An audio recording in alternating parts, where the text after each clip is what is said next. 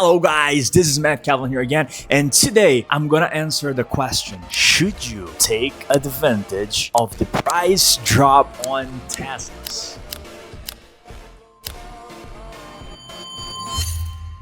I mean, should you? Now, here's the thing that I want you guys to understand, right? When Tesla came out, everybody was like, oh, Tesla, Tesla, Tesla. And it was actually nice at that time to be the owner of a Tesla. It was actually cool, you know? You see those Teslas on the road and you'd be like, oh, that's a nice car. Look at the technology, you know? Until you get inside, because once you get inside the Tesla, you realize it's very simple in a way. But again, we're not talking about that. Should you take advantage of the price drop on Teslas? Now, coming from a dealer, right? I've sold Teslas and I would see at the auction, and I still see at the auction, it is actually dropping more and more. And it's normal, right? Because you're gonna have at this point Teslas that are like 10-year-old, so 2015, 14, 13 maybe. And those Teslas, you're gonna see them a lot. If you're a dealer, licensed dealer, you're gonna look at the auction, you're gonna see them a lot. And you might even see a couple of options, right, that are low mileage. I saw one and I purchased actually by mistake. I saw a Tesla that was the 2013 and it had like only 20,000 miles on it. So when I see the mileage, I see the price, and the car actually, and that was a good thing. The car was actually in very great condition. Like I would compare that Tesla to 2021, 2022s that I would see at the auction, and that one was in perfect condition. Inside, outside, the car was amazing. And I thought about purchasing because I was like, that was actually the first Tesla that I purchased. And I thought about purchasing because I saw the low mileage. I saw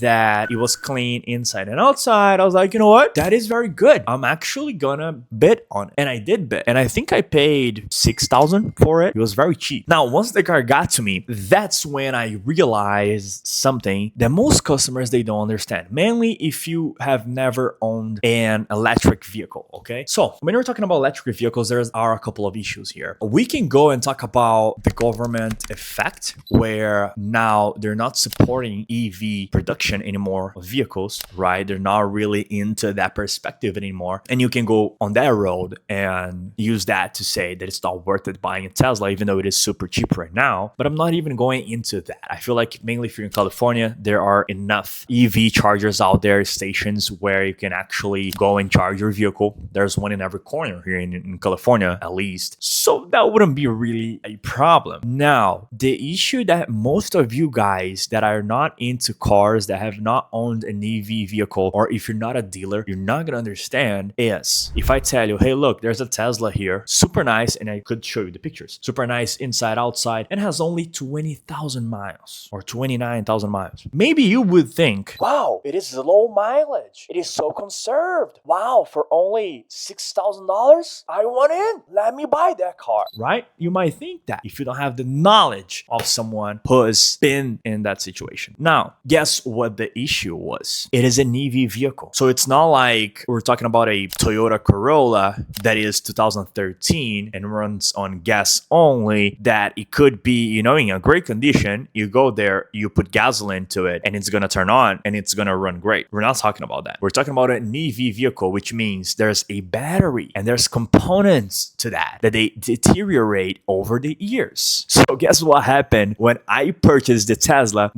got to my lot? Guess what happened? I tried to charge it. I mean, when I was charging it, it could barely charge. I think it charged only like 5-10% of the battery. And then it gives me an error. And then I had to look for a mechanic specialized in Teslas, which, if you're gonna guess, there are not a lot around here. And then that was my problem. Again, at the end of the day, I had to pay $350. And again, that's a discounted price because I'm a dealer, $350 to get a diagnostic on the Tesla. And then for the technician to tell me, hey, look, the problem with your Tesla is the battery. And for you that don't really understand much about cars and mainly EV cars, when we're talking about replacing a battery, it's not like the regular like gasoline vehicles that we have to replace the 12-volt battery that costs $100, $150, whatever. It's not that battery. And for you that understand a little bit more about hybrids, it's not even, oh, we got to replace the hybrid battery, which is a little bit more expensive because it's a little bit bigger, right? No, it's a problem 10 times worse than that, right? Because the battery on a Tesla, it's the full full bottom of the car. The whole thing there, it's a battery. So you gotta take all that thing apart, and the battery is huge, and there are so many components to that battery. You gotta test every single one of them. Usually, if you try to change one cell, it's not gonna work, and then you have to change the whole thing. So it is very tricky and complicated, and that's one of the things that people that are considering buying a used Tesla right now, just because of the price drop, they have to realize. Guys, if you're buying, and that's actually according to Tesla's recommendation, Tesla recommends that after 100,000 miles in a car, once the car is at least 10 years old, they don't have any warranty on it. And they're pretty much telling you, hey, look, if it's over 100K, 100,000 miles, and if it's 10 years old or more, we don't recommend buying Tesla. That's pretty much what they're saying. So they already kind of tell you what's going to happen. And that's the experience that I had. Guess how much I had to pay to change the whole thing? I had to pay, and again, that's because I am a dealer and I was searching around and I was able to get a very good price for it. I paid $8,000 to change the whole battery of the Tesla, even though it had only 29,000 miles. I paid $8,000 to change the whole thing, and I had paid $6K for the car. So 6 plus 8, already $14,000 that I spent on a 2013 Tesla. Again,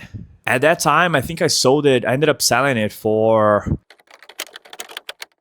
But again, I paid $8,000 on the battery because I had the connections to find a cheap battery like that. But usually you're going to pay over $10,000, like 12 or even more, plus the labor. So like, because it is actually a lot of trouble to change the battery. So there's a lot of things that you're going to pay for if you are a retail customer. So if you don't work with cars and you just want to buy a car, a Tesla, because of the price drop, you should pay attention to those things. Because if you're not paying attention to how old the Tesla is, the mileage, if it is over 100K, you should pay attention. Now, between these two, which one is the worst? It is worse buying the 10-year-old Tesla, for sure. If you buy a 2021, 2022 that is over 100K in miles, it's not necessarily a bad thing, okay? I've seen Teslas with 140K, 2021, 2022, that they still run good, and the battery is like in 80% of its capacity, so it's not that bad. But for sure, getting an old Tesla, that's the worst compared to getting a Tesla over 100K in miles. Now, you should avoid both if you can. By if you can, I mean if you don't have a way to test the battery, because you should, right? First thing you should do, test the battery. If you don't have a way to test the battery, so you have to guess or go by the dealer's trustworthy words, I think you should considering buying a Tesla under 100K. And where is the sweet spot, Matthew, for me to buy a Tesla? The sweet spot for you to buy a Tesla, it's at least 3 years old. Okay, so we're in 2025, we're talking about 2022, 21, at least 3 years old, and up to 75, 80,000 miles. That's the sweet spot. Okay, Matt, why is that the sweet spot? It is a sweet spot because 3 years old, you already lost the value that it should. So you're buying a car that's not going to lose a lot of value after that. 75 to 80,000 miles, because it doesn't really matter how bad the old owner was. If it has 75 or 80,000 miles, the battery should still be good, you know, very, very good.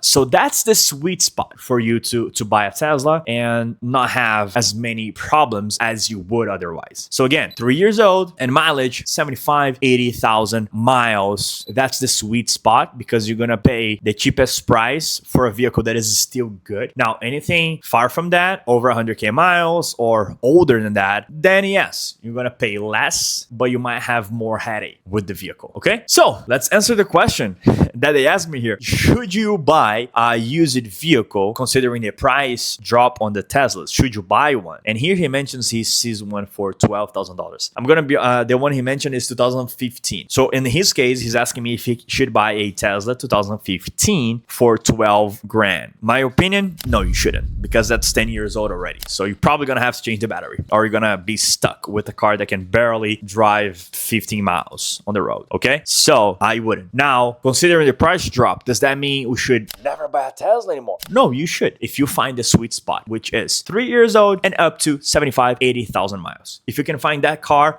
with the price drop in that sweet spot, go ahead and buy it. It's going to be a good buy. Otherwise, anything higher mileage or older, I don't really think you should be buying. Okay, if you have any questions, leave it in the comments. Any ideas for next videos, leave it in the comments. Make sure you subscribe to the channel and like and share with a friend that is trying or thinking about buying a Tesla. Have a good one.